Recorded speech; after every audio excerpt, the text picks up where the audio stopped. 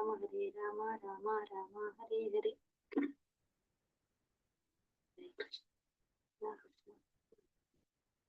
രാമ ഹരേ രാമ രാമ രാമ ഹരേ ഹരേ. ഹരേ കൃഷ്ണ ഹരേ ഹരേ. ഹരേ രാമ രാമ രാമ ഹരേ ഹരേ. ഹരേ കൃഷ്ണ കൃഷ്ണ കൃഷ്ണ ഹരേ ഹരേ.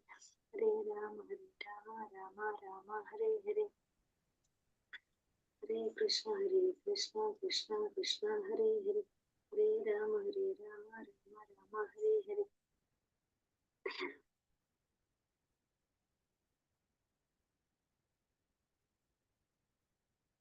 ഹരേ കൃഷ്ണ. ഹരേ കൃഷ്ണ മാതാജി. രചിക മാതാജി. ഹരേ കൃഷ്ണ. തുടങ്ങിക്കോളൂ മാതാജി. ഹരേ കൃഷ്ണ. പ്രണാമം.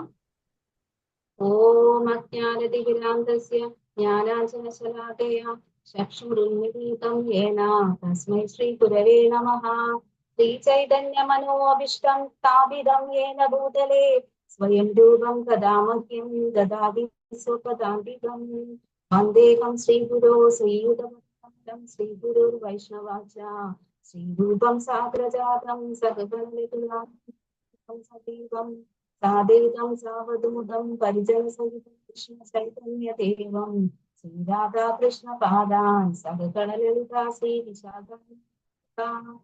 നമോ ഓം വിഷ്ണുപാദായ കൃഷ്ണപ്രേഷ്ഠായ ഭൂതലേ ശ്രീമതേ ജയപതാക സ്വാമിനിധി നാമിനേ. നമ ആചാര്യപാദായ ഹൃദായ കൃതപ്രദായിനേ ഗൗരഗദാ ദാമോദായ നമോഗ്രാമധാരിണേ. നമ ഓം വിഷ്ണുപാദായ കൃഷ്ണപ്രേഷ്ഠായ ഭൂതലേ ശ്രീമതേ ഭക്തിവേദാന്ത സ്വാമിനിധി നാമിനേ. നമസ്തേ സാരസ്വതേ ദേവേ ഗൗരവാണി പ്രചാരിണേ നിർവിശേഷ ശൂന്യവാദി പാശ്ചാത്യദേശധാരിണേ. ജയ ശ്രീകൃഷ്ണ ചൈതന്യ പ്രഭു നിത്യാനന്ദ ശ്രീ അദ്വൈത ഗദാധര ശ്രീവാസാദി ഗൗരഭക്തവൃന്ദ. ഹരേ കൃഷ്ണ കൃഷ്ണ കൃഷ്ണ ഹരേ ഹരേ. ഹരേ രാമ രാമ രാമ ഹരേ ഹരേ. ഹരേ കൃഷ്ണ കൃഷ്ണ കൃഷ്ണ ഹരേ ഹരേ. ഹരേ രാമ രാമ ഹരേ ഹരേ. ഹരേ കൃഷ്ണ കൃഷ്ണ കൃഷ്ണ ഹരേ ഹരേ. ഹരേ രാമ രാമ ഹരേ ഹരേ.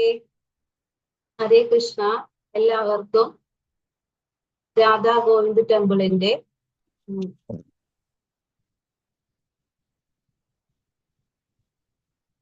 ക്ലാസ്സിലേക്ക് എല്ലാവർക്കും സ്വാഗതം. ഹരേ കൃഷ്ണ.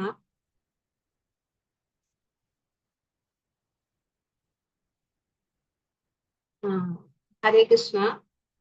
ഇന്ന് എനിക്കിവിടെ പറയാൻ തന്നിരിക്കുന്ന വിഷയം എന്ന് പറഞ്ഞാൽ ഭഗവാന്റെ അവതാര രഹസ്യം എന്ന ഭാഗമാണ്.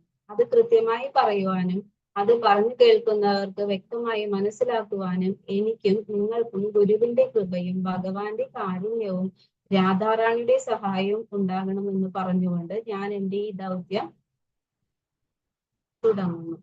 ഹരേ കൃഷ്ണ. എനിക്കിപ്പോ ഇവിടെ ഭഗവാന്റെ അവതാര രഹസ്യത്തെ കുറിച്ചിട്ടാണ് ഞാനിവിടെ പറയുന്നത്. ഭഗവാൻ ജനിച്ചത് ധർമ്മം പുനഃസ്ഥാപിക്കുവാനും വേണ്ടിയിട്ടാണ്.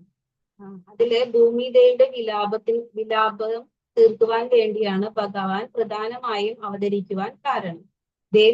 ദേവി പറയുന്നത് എന്താണെന്നും ദേവന്മാർക്കും അറിയാം. എന്റെ അവസ്ഥയും അവർക്ക് അറിയാം, എത്രമാത്രം ഭൂമി നശിപ്പിക്കുന്നു എന്ന്. അങ്ങനെ കരഞ്ഞു തളർന്ന ഭൂമിയെ കണ്ട് ബ്രഹ്മാവ് ഭഗവാനെ ധ്യാനിച്ചപ്പോൾ ഇത് സത്യമാണെന്ന് മനസ്സിലായി. ആ ധ്യാനത്തിന്റെ ഫലമായി ബ്രഹ്മാവിന്റെയും ഭൂമി ദേവിയുടെയും ദേവന്മാരുടെയും ആഗ്രഹം എന്താണെന്ന് ഭഗവാൻ മനസ്സിലാക്കി. ഭഗവാൻ ഒരു ശരീരം എടുക്കുവാൻ ഒരു കാരണമുണ്ട്. ഇതിന്റെ പ്രധാന കാരണം ഭൂമി ദേവിയുടെ വിലാപം തന്നെയാണ്. ദേവന്മാരാണ് ഭൂമി ദേവിയെ പരിപാലിച്ചു കൊണ്ടുപോകുന്നത്. ഭഗവാൻ അവതരിച്ചത് ദ്വാപര യുഗത്തിലാണ്. ഈ തകർന്നു കിടക്കുന്ന ലോകത്തെ കൃത്യമാക്കുവാനും ഭഗവാന്റെ ആദ്യത്തെയും അവസാനത്തെയും കൃത്യമെന്ന് പറഞ്ഞ് ഈ ദൗത്യം തുടരുന്നു ഭഗവാൻ. നമ്മുടെ മനസ്സിന്റെ പരിവർത്തനങ്ങളിലൂടെയും മാത്രമേ ഒരു തലമുറയെ സൃഷ്ടിക്കുവാൻ പറ്റൂ. ഇതാണ് ഭഗവാന്റെ ഫിലോസഫി. ഭഗവാൻ തന്റെ ജീവിത രീതിയിലൂടെയും തന്റെ നയതന്ത്രങ്ങളിലൂടെയുമാണ് ഓരോ മനുഷ്യനെയും ശുദ്ധീകരിക്കുന്നത്. ദുഷ്ടശക്തികളുടെയും അക്രമം ഭൂമി ദേവി ദുഷ്ടശക്തികളിലൂടെ ഉള്ള അക്രമം ഭൂമി ദേവി വിലപിച്ച് ഗോരൂപം പൂണ്ട് ബ്രഹ്മദേവനെ സമീപിച്ചു. ശേഷം മോഹിനി രൂപത്തിലുള്ള വിഷ്ണു ദൈത്യർക്കും താൻ ജഡാനരയുടെ അന്തകനായ അമൃത് നിഷേധിച്ചപ്പോൾ ഇത് അസുരവംശവും ദേവന്മാരും തമ്മിൽ കടുത്ത പോരാട്ടം നടന്നു. ദേവന്മാരെ നയിക്കുന്നത് സ്വർഗീയമായ രാജാവായ ഇന്ദ്രനും അസുരന്മാരെ നയിച്ചത് വിരോചനന്റെ പുത്രനായ ബാലിയും പിന്നീട് കാലനേമിയുമായിരുന്നു. വജ്രായുധത്താൽ ഇന്ദ്രൻ ബാലിയെ വധിച്ചതിന് ശേഷം മറ്റൊരു ദൈത്യ രാജാവ് ആയി വൃഷവർവൻ ഇന്ദ്രനെ ആക്രമിക്കുകയും അദ്ദേഹം കൊല്ലപ്പെടുകയും ചെയ്തു. തുടർന്ന് സിംഹവാഹകനായ കാലനേമി ഇന്ദ്രനെയും അനുയായികളെയും ക്രൂരമായി ആക്രമിച്ചു. ഈ ദയനീയമായ ആക്രമണം അസുരന്മാരെ അസ്വസ്ഥനാക്കി. തപസ്സിലൂടെ നേടിയെടുത്ത അപാര ശക്തിക്കുള്ള കാലനേമിയെ വധിക്കുവാൻ വിഷ്ണുവിന് മാത്രമോ അല്ലെങ്കിൽ വിഷ്ണുവിന്റെ നാമം ഉച്ചരിക്കുന്ന ആർക്കെങ്കിലും മാത്രമേ സാധിക്കുകയുള്ളൂ എന്ന് നാരദദേവൻ അറിയിച്ചു. ദേവന്മാരുടെ അഭ്യർത്ഥനയെ മാനിച്ച് ഗരുഡവാഹനത്തിൽ കയറി കാലനേമിയെ ആക്രമിച്ച് ബോധാവസ്ഥനാക്കി. ബോധം വീണ്ടെടുക്കാനെത്തിയ കാലനേമി താൻ അഭിമുഖീകരിക്കുന്നത് വിഷ്ണുവിനെയാണ് എന്ന് തിരിച്ചറിയുകയും അത് ഒരു ദൈവിക ജീവിയാൽ പരാജയപ്പെട്ടതിനാൽ തന്നെ അനുഗ്രഹിക്കണമെന്ന് വിഷ്ണുവിനോട് അഭ്യർത്ഥിച്ചു. അത് നിമിത്തം വിഷ്ണുവിന് കാലനേമിക്ക് നിഹൻ എന്ന വിശേഷണവും ലഭിച്ചു. കാലനേമിയുടെ മറ്റൊരു പുനർജന്മത്തിന്റെ അസുര രാജാവായ ഹിരണ്യാക്ഷൻ സഹോദരൻ അന്തകനോടൊപ്പം പിറവികൊണ്ടു. വിഷ്ണുവിന്റെ വരാഹ അവതാരവുമായി യുദ്ധത്തിൽ ഏർപ്പെടുന്നു. സഹോദരനായ അന്തകനെ ഇന്ദ്രൻ വധിച്ചു. രാമായണ ഇതിഹാസത്തിൽ ഇതനുസരിച്ച് ത്രേതായുഗത്തിൽ കാലനേമി വീണ്ടും രാവണന്റെ അമ്മാവനായി പുനർജനിച്ചു. രാവണന്റെ രാജ്യസദസ്സിൽ മന്ത്രിമാരിൽ ഒരാളായിരുന്നു അദ്ദേഹം. അദ്ദേഹത്തിന്റെ ബാണമേറ്റ് വൃദ്ധപ്രായനായ ലക്ഷ്മണനെ രക്ഷിക്കുവാൻ ഹനുമാൻ മൃതസഞ്ജീവിനി തേടി ഹിമാലയത്തിലേക്ക് പോകുന്നതാണ് സന്ദർഭം. ഈ ഹിമാലയ സ്ഥാനുക്കളുടെ യാത്രക്കിടയിൽ ഹനുമാനെ തടയുകയോ വധിക്കുകയോ ചെയ്യുവാനായി രാവണൻ കാലനേമിയെ നിയോഗിച്ചു. ഇവിടെ കാലനേമിയുടെ വധത്തിന്റെ കഥ വളരെ യുക്തി നിറഞ്ഞതാണ്. യുദ്ധ നിയമങ്ങൾക്ക് വിരുദ്ധമായതാണ് എന്ന് രാവണന്റെ ആജ്ഞകൾ എന്ന് കാലനേമി തിരിച്ചറിഞ്ഞു. അതിൽ ഭീരുത്വവും വഞ്ചനയും ഇടം പിടിച്ചതിനാൽ ഹനുമാനെ തടയുക എന്ന പ്രവൃത്തി കാലനേമി എതിർത്തു. എന്നിട്ടും രാവണൻ സമ്മതിച്ചില്ല. രാവണനെ സേവിക്കുന്നതിലും നല്ലത് ശ്രീരാമഭക്തന്റെ കൈകളാൽ കൊല്ലപ്പെടുന്നതാണ് എന്ന് കാലനേമിക്ക് മനസ്സിലായി. കാലനേമി ഹിമാലയത്തിലേക്ക് പുറപ്പെട്ട് ഒരു തടാകം, ഒരു ക്ഷേത്രം, ഒരു പൂന്തോട്ടം, ഒരു വിദ്യാധാരണയിലൂടെ സൃഷ്ടിച്ചു. ഒരു സന്യാസിയുടെ രൂപം കൊണ്ട് ഹനുമാനെ പ്രതീക്ഷിച്ചിരുന്നു. ആ പ്രദേശത്ത് കൂടി കടന്നു പോകുന്നതിനിടയിൽ ഹനുമാൻ താപസനോട് ദാഹം ശമിക്കുവാൻ അനുവാദം ചോദിച്ചു. ഹനുമാൻ തടാകത്തിൽ ഇറങ്ങുന്ന നേരത്തെ ശാപമോക്ഷത്തിനായി കാത്തിരുന്ന അപ്സരസായ ചീങ്കണ്ണി അദ്ദേഹത്തിന്റെ കാലിൽ പിടികൂടുന്നു. ഹനുമാൻ നിസാരമായി ചീങ്കണ്ണിയെ കീഴ്പ്പെടുത്തി വധിച്ചു. അങ്ങനെ ശാപമോക്ഷം ലഭിച്ച അപ്സരസ് സന്യാസി ഒരു രാക്ഷസന്റെ വേഷമാണ് എന്ന് ഹനുമാനോട് പറഞ്ഞു. അതിൽ നിമിത്തം ഹനുമാൻ കാലനേമിയെ വധിക്കുകയും അസുരൻ ശ്രീരാമസ്വാമിയുടെ നാമം സ്മരിക്കുകയും ചെയ്തു. അങ്ങനെ തന്റെ എല്ലാ ജന്മങ്ങളിലും കാലനേമി വിഷ്ണുവിനാലോ വിഷ്ണു നിമിത്തമാലോ കൊല്ലപ്പെടുമെന്ന് പറഞ്ഞ വാക്ക് സ്ഥിരീകരിച്ചു. ഭഗവാൻ ജനിച്ചത് ധർമ്മം പുനഃസ്ഥാപിക്കുവാനും ഭക്തന്മാരെ രക്ഷിക്കുവാനും വേണ്ടിയാണ്. ഭൂമിദേവിയുടെ വിലാപം തീർക്കുവാൻ വേണ്ടിയാണ് ഭഗവാന്റെ പ്രധാനമായ അവതരിക്കലിന് കാരണം. ദേവി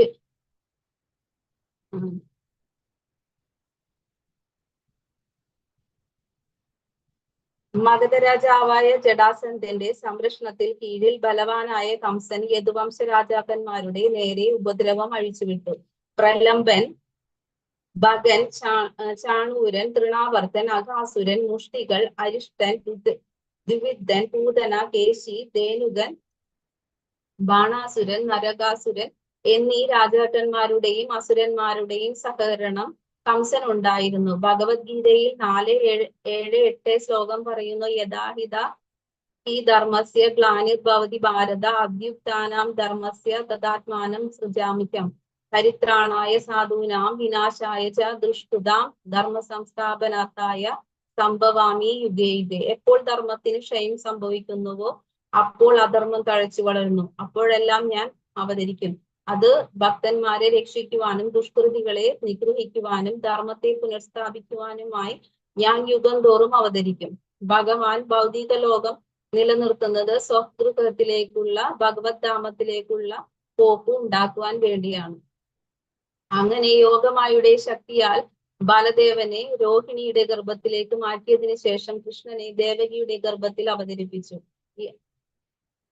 യദുവംശ രാജാക്കന്മാർ എല്ലാം ഭക്തന്മാർ ആയിരുന്നു. പക്ഷേ ശല്യനെ പോലുള്ള കുറെ അസുരന്മാർ അവരെ ഉപദ്രവിക്കുവാൻ തുടങ്ങി. ആ കാലഘട്ടത്ത് കംസന്റെ ശാശുരനായ ജരാസന്ധൻ അത്യധികം ബലവാനായിരുന്നു. അസുര രാജാക്കന്മാരുടെ പീഡന നിമിത്തം യാദവർ സ്വരാജ്യം ഉപേക്ഷിച്ചു കുരു, പാഞ്ചാലം, കേകലം, ശല്യം, വിദർഭം, നിഷേധം, വിദേഹം, കോശലം എന്നീ ദേശങ്ങളിൽ വസിച്ചു. ചില ബന്ധുക്കൾ കംസന്റെ നയങ്ങളെ പിന്തുടർന്നു. ഉഗ്രസേന പുത്രനായ കംസൻ ദേവകിയുടെ 6 പുത്രന്മാരെ കൊന്ന ശേഷം കൃഷ്ണന്റെ മുഖ്യാംശം ദേവകിയുടെ ഗർഭത്തിൽ 7ാമത്തെ കൃഷ്ണൻ കുട്ടിയായി അവർക്ക് സന്തോഷ സന്താപങ്ങൾ ഉണ്ടാക്കി പ്രവേശിച്ചു. ഇത് കൃഷ്ണന്റെ 2ാം ചതുർവ്യൂഹത്തിന്റെ വിസ്തരണങ്ങളിൽ ഉൾപ്പെടുന്നു. ആ മുഖ്യാംശത്തെ മുനിമാർ അനന്തൻ എന്നറിയപ്പെടുന്നു എന്ന് പറയുന്നു. അക്രൂരനെ പോലുള്ള ഭക്തന്മാർ ഇഷ്ടമില്ലാഞ്ഞിട്ടും കംസന്റെ കൂടെ തന്നെ വാസം തുടങ്ങി. കാരണം ദേവകിയുടെ 7 പുത്രന്മാരെ കൊന്ന ശേഷം 8ാമത്തെ പുത്രന്മാർ സാക്ഷാൽ പരമദിവ്യോത്തമ പുരുഷൻ വരുമെന്നും കൃഷ്ണന്റെ ജനനം തുടങ്ങി ബാല്യലീലകൾ ആടുന്നതും പിന്നെ അക്രൂരന് പിന്നീട് വൃന്ദാവനത്തിലേക്ക് പോയി കൃഷ്ണനെയും ബലരാമനെയും മധുരയ്ക്ക് കൊണ്ടുവന്നു. കംസൻ വധിച്ച 6 കുട്ടികളും മരീചിയുടെ പുത്രന്മാരായിരുന്നു. ഒരു ബ്രാഹ്മണ ശാപത്താൽ അവർക്ക് ഹിരണ്യകശിപുവിന്റെ പേരക്കുട്ടികളായി ഇവർക്ക് ജനിക്കേണ്ടി വന്നു. കംസൻ പണ്ട് കാലനേമിയായിരുന്ന തന്റെ 6 മക്കളെയും അവനിപ്പോൾ വധിക്കേണ്ടി വന്നു. ഇത് ഒരു നിഗൂഢ രഹസ്യമാണ്. ദേവകി പുത്രന്മാർ കൊല്ലപ്പെട്ടാലുടൻ അവർ സ്വസ്ഥാനങ്ങളിലേക്ക് പോകും. ഭക്തന്മാർക്ക് ഇത് കാണണമെന്ന് ഉണ്ടായിരുന്നു. തന്റെ ഭക്തരായ യദുക്കളെ രക്ഷിക്കുവാൻ വേണ്ടി യോഗമായോട് ഇങ്ങനെ പറഞ്ഞു, ഭഗവാൻ സ്വയം എന്നത് കൃഷ്ണനാണ്. കൃഷ്ണസ്തു ഭഗവാൻ സ്വയം. അദ്ദേഹം വിശ്വാത്മാവും മൂലപരമാത്മാവുമാണ്. ക്ഷേത്രജ്ഞൻ കൃഷ്ണനും അതിന്റെ മുഖ്യ വിസ്തരണമാണ്. സംഘർഷണൻ, അനിരുദ്ധൻ, പ്രദ്യുമ്നൻ എന്നിങ്ങനെയുള്ള വിഷ്ണുവിന്റെ വിസ്തരണങ്ങൾ ആറായിരിക്കുന്നുണ്ട്. പരമാത്മാവിന്റെ ജോലികൾ നിർവഹിക്കുന്നത് ക്ഷീരോദശായി വിഷ്ണുവാണ്. തന്റെ ഭക്തയായ ദേവകി കംസന്റെ പീഡനത്തെ ഭയപ്പെടുന്നതും മനസ്സിലാക്കി കൃഷ്ണന് അനുകമ്പ തോന്നി. ശുദ്ധ ഭക്തർ ശരിക്കും സംസാര ജീവിതത്തെ ഭയക്കുന്നു. ഈ ജീവിതത്തെ കുറിച്ചുള്ള അറിവില്ലായ്മ എവരെയും ബാധിക്കുമെങ്കിലും പരമദിവ്യോത്തമ പുരുഷന്റെ ഭക്തരെ സംരക്ഷിക്കുവാൻ സദാ ജാഗരൂകനാണ്. ഭഗവാൻ യോഗമായോട് ആജ്ഞാപിച്ചു, എന്റെ മായാശക്തിയുള്ളവളെ, സമസ്ത ലോകത്തിന്റെയും ആരാധ്യയും എല്ലാ ജീവാത്മാക്കളിലും സൗഭാഗ്യം ചൊരിയുന്നവളുമായ ദേവി, ഗോപകന്മാരും ഭാര്യമാരും ഒത്തുവസിക്കുന്ന വ്രജത്തിലേക്ക് നീ ചെന്നാലും അനേകം ഗോക്കളെ പരിപാലിക്കുന്ന ആ മനോഹര ദേശത്ത് വസുദേവ പത്നിയായ രോഹിണി നന്ദൻ മഹാരാജാവിന്റെ ഭവനത്തിൽ വസിക്കുന്നുണ്ട്. വസുദേവരുടെ മറ്റു പത്നിമാരും കംസനെ ഭയന്ന് അവിടെ പാർക്കുന്നുമുണ്ട്. കൃഷ്ണന്റെ ആദ്യത്തെ മുഖ്യ വിസ്തരണം ബലദേവനാണ്. അദ്ദേഹത്തെ ശേഷൻ എന്നും അറിയപ്പെടുന്നു. പരമദിവ്യോത്തമ പുരുഷന്റെ ശേഷൻ എന്ന ഈ അവതാരം പ്രപഞ്ചത്തെ മുഴുവൻ താങ്ങി നിർത്തുന്നു. ശാശ്വതമായ മാതാവ് രോഹിണിയാണ്. ഭഗവാൻ യോഗമായോട് പറഞ്ഞു, ഞാൻ ദേവകിയുടെ ഗർഭത്തിലേക്ക്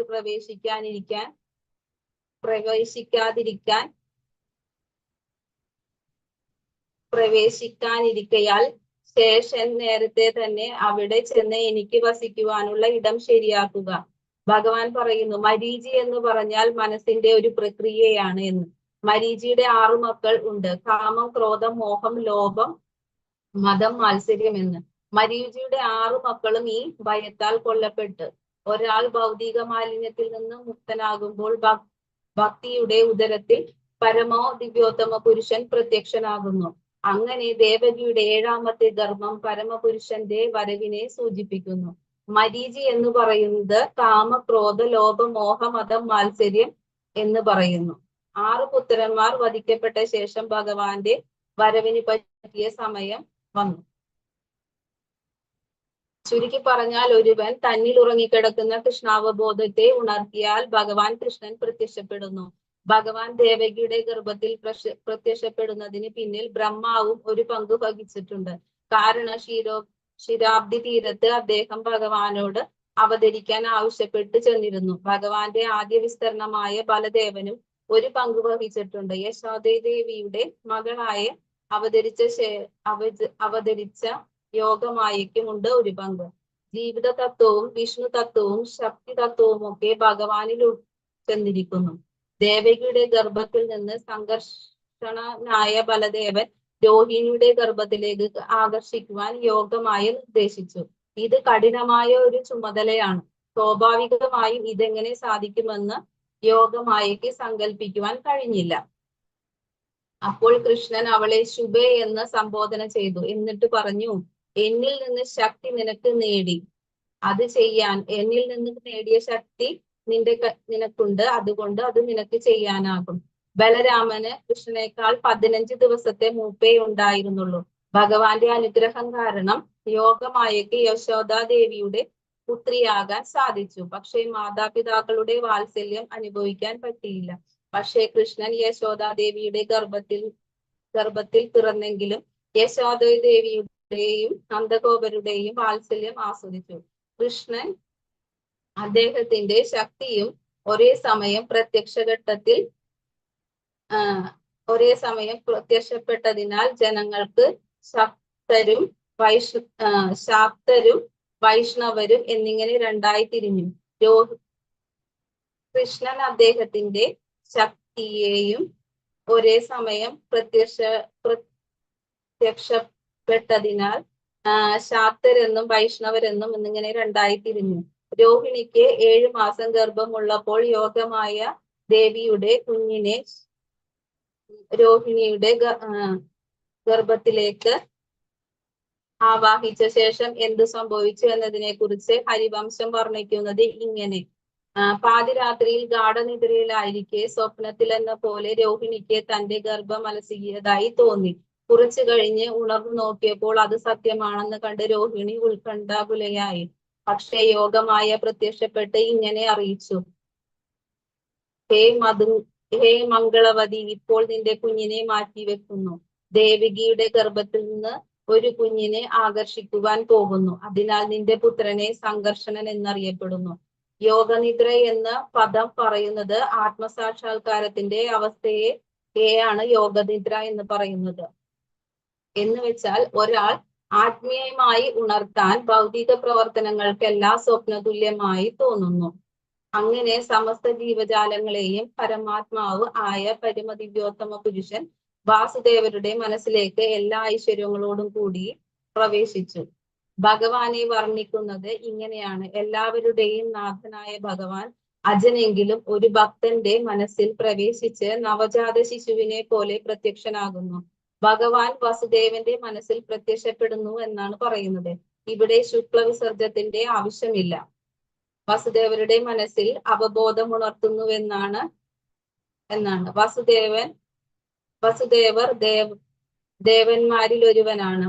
അദ്ദേഹത്തിന്റെ അവബോധത്തിന്റെ പുനർജീവനമായി ഭഗവാൻ പ്രത്യക്ഷപ്പെട്ടു. പരമദിവ്യോത്തമ പുരുഷന്റെ രൂപം ഹൃദയത്തിൽ വഹിക്കവേ വസുദേവർ ഭഗവാന്റെ ഉജ്ജ്വല ദിവ്യ തേജസ് ഉൾക്കൊണ്ട് സൂര്യനെ പോലെ ജ്വലിച്ചു. ഇത് ഇന്ദ്രിയങ്ങളാൽ കാണാനോ സമീപിക്കുവാനോ പറ്റില്ല. കംസനെ പോലുള്ള ഭയങ്കരന്മാർക്ക് മാത്രമല്ല, മറ്റ് ജീവജാലങ്ങൾക്കും ഇതാണ് അവസ്ഥ. ഭഗവാൻ എന്ന് പറഞ്ഞാൽ സമ്പത്ത്, ബലം, കീർത്തി, ജ്ഞാനം, സൗന്ദര്യം, ത്യാഗം എന്നിങ്ങനെയുള്ളവയാണ്. ഷഡ്ഐശ്വര്യങ്ങളാണ് ഭഗവാൻ. അങ്ങനെ ഇരിക്കുമ്പോൾ കംസൻ ചിന്തിക്കുന്നു, ആനന്ദവതിയും ശുദ്ധയും മന്ദഹാസം പൂണ്ടവളുമായ ദേവികയെ കണ്ടപ്പോൾ കംസൻ ചിന്തിച്ചു, തന്റെ ഘാതകനായ വിഷ്ണു ഇവളുടെ ഉള്ളിൽ വസിക്കുന്നു എന്ന്. കംസൻ ചിന്തിച്ചു, തന്റെ ലക്ഷ്യം ദേവകിയാകട്ടെ ഒരു സ്ത്രീ, തന്റെ സഹോദരിയും, അതിലുപരി അവൾ ഗർഭവതിയും. ഇപ്പോൾ അവളെ കൊന്നാൽ തന്റെ സമൃദ്ധിയും കീർത്തിയും നശിക്കും.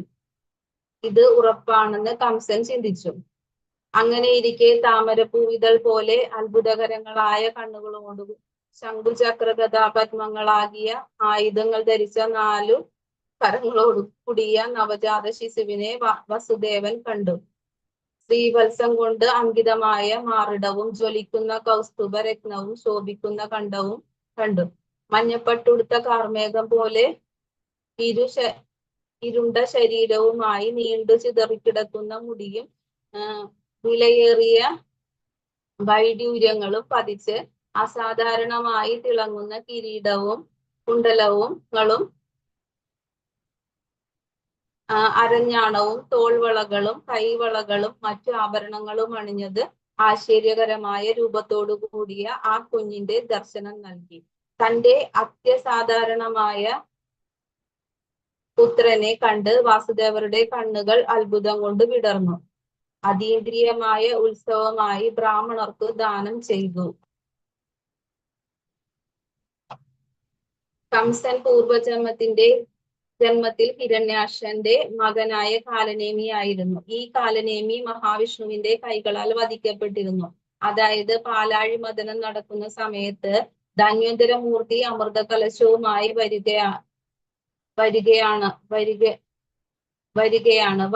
വാസുകിയുടെ ശിരോഭാഗം പിടിച്ചിരുന്നത് അസുരന്മാരാണ്. അതുകൊണ്ട് അവരുടെ കൈകളിൽ അമൃത കുംഭം തട്ടിപ്പറിച്ച് ഓടിക്കളഞ്ഞു. അങ്ങനെ ദേവന്മാർക്ക് അമൃത് തിരിച്ചെടുക്കാനായി ഭഗവാൻ മോഹിനി അവതാരം എടുത്തു. ദേവന്മാർക്ക് തന്നെ അമൃത് തിരിച്ചു കിട്ടുന്നു. അങ്ങനെ അസുരന്മാർക്ക് അമൃത് ഒന്നും തന്നെ കിട്ടിയില്ല. അതുകൊണ്ട് തന്നെ അവർ തന്നെ പറ്റിക്കപ്പെടുകയാണെന്ന് മനസ്സിലായി. അതിനാലാണ് അവർക്ക് ദേവന്മാരോട് വലിയ ദേഷ്യം തോന്നുന്നത്. അതിനെ തുടർന്ന് ദേവന്മാരും അസുരന്മാരും വലിയ യുദ്ധം ഉണ്ടാക്കുന്നു. ഈ ദേവാസുര യുദ്ധം നടക്കുമ്പോൾ ദേവന്മാർക്ക് അമൃത് കഴിച്ച് വലിയ ശക്തിശാലികളായി തീർന്നിരുന്നു. അങ്ങനെ യുദ്ധത്തിനൊടുവിൽ ഹിരണ്യാക്ഷന്റെ മകനായ കാലനേമി മഹാവിഷ്ണുവിന്റെ കൈകളാൽ വധിക്കപ്പെടുമെന്നും അല്ലെങ്കിൽ അതിന് തക്കതായിട്ടുള്ള ഭഗവാന്റെ ഭക്തനാൽ വധിക്കപ്പെടുമെന്നും ഒരു ശാപമുണ്ടായിരുന്നു. എന്നാൽ അസുരന്മാരുടെ കുലഗുരുവായിരുന്ന ശുക്രാചാര്യർ അദ്ദേഹത്തിന്റെ മൃതസഞ്ജീവനി മന്ത്രം അറിയാമായിരുന്നു. അദ്ദേഹം വധിച്ച അസുരന്മാരെ എല്ലാ മൃതസഞ്ജീവനി മന്ത്രം കൊടുത്തു ജീവിപ്പിച്ചു. ഈ കാലനേമിയിൽ നിന്ന് മൃതസഞ്ജീവനി മന്ത്രം ഉപയോഗിച്ച് ജീവിപ്പിക്കുകയാണത്. ഈ കാലനേമിക്ക് വിഷ്ണുവിനോട് വലിയ പക തോന്നുന്നു. എന്താണ് എന്ന് വെച്ചാൽ, തന്റെ അച്ഛനെയും വിഷ്ണു കൊന്നു, എന്നെയും കൊല്ലുന്നു. കാലനേമി പിന്നീട് മന്ദരപർവ്വതത്തിലേക്ക് പോയി തപസ് അനുഷ്ഠിക്കുകയും പുല്ലുനീര് മാത്രം കുടിച്ച് കുറെ കാലം കഠിനമായി തപസ് അനുഷ്ഠിച്ചു. ഒടുവിൽ ബ്രഹ്മദേവൻ പ്രത്യക്ഷപ്പെട്ടു. എന്ത് വരമാണ് വേണ്ടതെന്ന് കാലനേമിയോട് ചോദിച്ചു. അപ്പോൾ ദേവന്മാരുടെ കൈകളിൽ വധിക്കപ്പെടരുത് എന്നാണ് കാലനേമി ആവശ്യപ്പെട്ടത്. വരം കൊടുക്കണമെങ്കിൽ ബ്രഹ്മദേവന് ഭയമായി. ബ്രഹ്മദേവൻ ഭഗവാന്റെ അനുവാദം നേടി. അത് ശ്ലോകം പറയുന്നുണ്ട്. ഭോക്താനാം യജ്ഞതപസാം സർവലോകൈ മഹേശ്വരം സുഹൃതം സർവഭൂതാനാം ജ്ഞാത്വാ മാം ശാന്തി മുച്യതി. യജ്ഞങ്ങളുടെയും തപസ്സുകളുടെയും ഭോക്താവും ദേവന്മാരുടെയും സർവലോകങ്ങളുടെയും അധിപനും എല്ലാ ജീവികളുടെയും സുഹൃത്തും അത്യുത്കാംക്ഷിയും ഞാനാണ്. ഇത് മനസ്സിലാക്കിയ തികഞ്ഞ കൃഷ്ണാവബോധമുള്ള വ്യക്തി ഭൗതിക ക്ലേശങ്ങളെ ഒഴിഞ്ഞ് ശാന്തി നേടുന്നു. അങ്ങനെ ഭഗവാന്റെ അനുവാദത്തോടെ ആ വരം ബ്രഹ്മാവ് കൊടുത്തു. പിന്നീട് ഭഗവാൻ മനുഷ്യനായി അവതരിച്ചാണ് ഈ കംസനെ വധിക്കുന്നത്. ഉഗ്രസേനന്റെ മകനായാണ് കംസൻ ജനിക്കുന്നത്. യഥാർത്ഥത്തിൽ ഉഗ്രസേനന്റെ മകനല്ല. ഉഗ്രസേന മഹാരാജാവിന്റെ പത്നി പത്മാവതി ഒരിക്കൽ കാടിന്റെ ഭംഗി ആസ്വദിച്ച് നടക്കുമ്പോൾ ദ്രുമണൻ എന്ന് പറയുന്ന ഗന്ധർവൻ പത്നിയെ ഋതുമതിയായിരിക്കുമ്പോൾ പീഡിപ്പിക്കുന്നു. അങ്ങനെ ഉണ്ടായ കുട്ടിയാണ് കംസൻ. അതുകൊണ്ട് ഈ കംസനെ സ്വന്തം അമ്മയ്ക്ക് തന്നെ ഇഷ്ടമല്ലായിരുന്നു. ആ അമ്മ തന്നെ കംസനെ ശപിക്കുന്നു. ഈ ഋഷികുലത്തിൽ എന്ന് വെച്ചാൽ യാദവകുലം ഉള്ള ഒരു വ്യക്തിയുടെ കൈകൾ കൊണ്ട് തന്നെ വധിക്കപ്പെടുമെന്ന്. അങ്ങനെ ഈ ശാപം കൂടി ഉണ്ട് കംസന്. കംസൻ ചെറുപ്പം മുതലേ അക്രമ സ്വഭാവമുള്ള കുട്ടിയാണ്. കംസൻ ദുഷ്ടനാണ് എങ്കിലും രണ്ട് സ്വഭാവം ഉണ്ടായിരുന്നു. ചില സമയങ്ങളിൽ നല്ല സ്വഭാവവുമാണ്, ചിലപ്പോൾ ദുഷ്ട സ്വഭാവവുമാണ്. കംസനിൽ ഭൃഗുമുനിയുടെ അംശം കൂടി ഉണ്ട് എന്നാണ് പറയുന്നത്. അതിനെപ്പറ്റി ഒരു കഥയുണ്ട്. ശുക്രാചാര്യർ ഒരു ദിവസം കൈലാസത്തിൽ തപസ്സിന് പോയി. ആ സമയത്ത് മൃതസഞ്ജീവനി മന്ത്രം കൊടുത്തത് അസുരന്മാരെ ജീവിപ്പിക്കാൻ ആളില്ലാണ്ടായി. ആ സമയം നോക്കി ദേവന്മാർ അസുരന്മാരെ ആക്രമിക്കുവാൻ തുടങ്ങി. ആ സമയത്ത് അസുരന്മാർക്ക് വേറെ ആശ്രയമില്ലാണ്ടായപ്പോൾ ഭൃഗുമുനിയുടെ ഭാര്യയായ കാവ്യമാതാവിനെ അഭയം പ്രാപിച്ചു. അങ്ങനെ കാവ്യമാതാവ് അഭയം കൊടുത്തിട്ട് പറഞ്ഞു, നിങ്ങൾ ഒന്നും കൊണ്ട് പേടിക്കണ്ട എന്ന്. എന്നെ കൊന്നിട്ട് നിങ്ങളെ എന്തെങ്കിലും ചെയ്യുവാൻ പറ്റൂ എന്ന്. അതുകൊണ്ട് നിങ്ങൾ ധൈര്യമായിരിക്കുവാൻ പറഞ്ഞു. അങ്ങനെ അവിടെ അവർ അഭയം പ്രാപിച്ചപ്പോൾ അവർ ദേവന്മാർക്ക് അസുരന്മാരെ തോൽപ്പിക്കുവാൻ പറ്റാതെ ആയി. ദേവന്മാർ പോയി മഹാവിഷ്ണുവിനോട് പോയി സങ്കടം പറയുകയും ഭൃഗുമുനിയുടെ ഭാര്യ അവർക്ക് അഭയം കൊടുത്ത കാരണം കൊണ്ട് ഞങ്ങൾക്ക് അവരെ വധിക്കാൻ പറ്റിയില്ല എന്നും പറഞ്ഞു. അപ്പോൾ മഹാവിഷ്ണു തന്റെ സുദർശന ചക്രം ഉപയോഗിച്ച് കാവ്യമാതാവിന്റെ കണ്ഠം ഛേദിക്കുന്നു.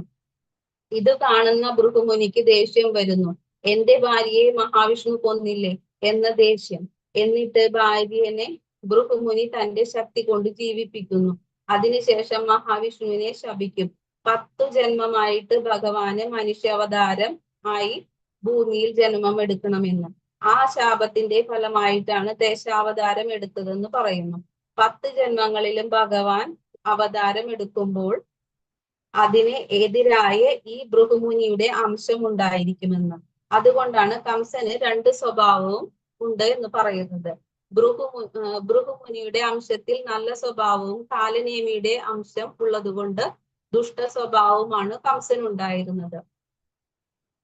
പിന്നെ ഭഗവാന്റെ ലീലകളിൽ ഒന്നാണ് പൂതനാമോക്ഷം. പൂതന നന്ദനന്റെ വാസസ്ഥലമായ ഗോകുലത്തിലെത്തി സുന്ദരിയുടെ വേഷത്തിൽ അവൾ യശോദ മാതാവിന്റെ ഗൃഹത്തിൽ പ്രവേശിച്ചു. ഒരു ചെറിയ മെത്തയിൽ കിടക്കുന്ന കൃഷ്ണനെ കണ്ട് അതുല്യമായ ഒരു ശക്തി വിശേഷം ആ ശിശുവിൽ ഒളിഞ്ഞിരിക്കുന്നുണ്ടെന്ന് ഒറ്റനോട്ടത്തിൽ തന്നെ പൂതനയ്ക്ക് മനസ്സിലായി. പൂതന ചിന്തിച്ചു, പ്രപഞ്ചത്തെ മുഴുവൻ നിമിഷം കൊണ്ട് നശിപ്പിക്കുവാൻ ശക്തിയുള്ളവനാണ് ഈ ശിശു. അങ്ങനെയുള്ള പൂതന ഭഗവാനെ എടുത്തു മടിയിൽ വെച്ച് മുലയൂട്ടുവാൻ തുടങ്ങി. പാല് കുടിച്ച് കുടിച്ച് പ്രാണൻ വരെ ഭഗവാൻ കുടിച്ചു. പൂതന ഒരു ദുർമന്ത്രവാദിയായിട്ടും അവൾ പരമ്പൊരുളായ ഭഗവാന്റെ മാതൃസ്ഥാനത്തേക്ക് ഉയർത്തി. പൂതനയെ അഗ്നിക്ക് ദഹിക്കുന്ന പൂതനയുടെ ശരീരത്തിൽ നിന്ന് ഉയർന്ന പുകയുടെ ഗന്ധം മറിഞ്ഞ പ്രജവാസികൾ മനസ്സിലാക്കി ഇത് ഭഗവാന്റെ ഒരു ലീലയാണെന്നും പൂതനയ്ക്ക് ഭഗവാൻ മോക്ഷം നൽകിയതാണെന്നും പ്രജവാസികൾക്ക് മനസ്സിലായി. അങ്ങനെ തന്നെയാണ് അകാസുരവധവും ബകാസുരവധവും തൃണാവർത്ത മോക്ഷവും. ഇത് എല്ലാം കംസൻ അയച്ച ഓരോ അസുരന്മാർ ആയിരുന്നു. ഇവർക്കെല്ലാം ഭഗവാൻ ഒരു ശിക്ഷയും അവസാനവും മോക്ഷവുമാണ് ഇവർക്കെല്ലാം ഉള്ള ഫലം. ഭഗവാൻ ഒന്നും നേരിട്ട് പരമാവധി ചെയ്യില്ല. ഭഗവാൻ പ്രേമസ്വരൂപനാണ്, ലീലാ പുരുഷോത്തമനാണ്. അതുകൊണ്ട് ഭഗവാൻ സൃഷ്ടി, സ്ഥിതി, സംഹാരം എന്നിങ്ങനെ വേർതിരിച്ചത് ഇത് എല്ലാം ബ്രഹ്മാവ്, ശിവൻ എന്നിവരെ വച്ചിട്ടാണ് ഭഗവാൻ തന്റെ ലീലകൾ ആടുന്നത്. ഭഗവാന്റെ ശിക്ഷയും അനുഗ്രഹവും ഒരുപോലെയാണ് ഫലം. എല്ലാം സദ്ഗതിക്ക് വേണ്ടിയാണ് നടത്തുന്നത് ഭഗവാൻ. നടത്തുന്ന ലീലകളാണ്. ഭഗവാന്റെ ജന്മകർമ്മം ദിവ്യമാണ്. അത് സൂര്യ ഉദയാസ്തമയം പോലെയാണ്. ഭഗവാൻ ഒന്നും ചെയ്യുന്നുമില്ല, പക്ഷേ എല്ലാം ചെയ്യുന്നവനുമാണ്. ഭഗവാനാണ് എല്ലാം. ഇതിന്റെ പ്രധാന രഹസ്യം. ഭഗവാന്റെ രഹസ്യവും അവതാരവും പറഞ്ഞ് പ്രകീർത്തിക്കാൻ 1000 നാവുള്ള അനന്തന് പോലും അസാധ്യമാണ്. പിന്നെയാണോ ഈ നമ്മളെ പോലുള്ള മനുഷ്യർക്ക്? വളരെ കുറച്ച് മാത്രമേ എനിക്ക് ഇവിടെ പറയാൻ സാധിച്ചുള്ളൂ. ഇതിലെന്ത് തെറ്റും ഉണ്ടെങ്കിലും എന്നോട് ക്ഷമിക്കണം. ഹരേ കൃഷ്ണ. ഹരേ കൃഷ്ണ മാതാജി. ഹരേ കൃഷ്ണ. ഹരേ കൃഷ്ണ മാതാജി. മാതാജി എന്നെ ഒന്ന് ഹോസ്റ്റ് ആക്കി തരുമോ? ഹരേ കൃഷ്ണ. താങ്ക് യു മാതാജി. വേണോ മാതാജി?